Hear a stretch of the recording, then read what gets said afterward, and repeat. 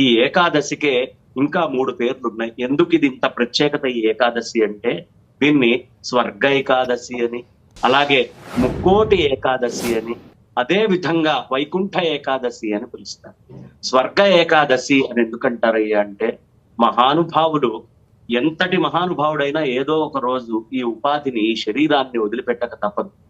ఈ వదిలిపెట్టినటువంటి వాళ్ళు సాక్షాత్తు వైకుంఠానికి చేరాలి అంటే దక్షిణాయనంలో రాత్రిపూట స్వామి యోగ నిద్రలో అట్లా శయనించి ఉండి తెల్లవారుజామునే ఉషక్కాలం ఏదైతే ఉంటుందో ఆ ఉషక్కాలంలో ఆయన నిద్ర లేచి అప్పుడు వైకుంఠ ద్వారము అనేది తెరుస్తారు.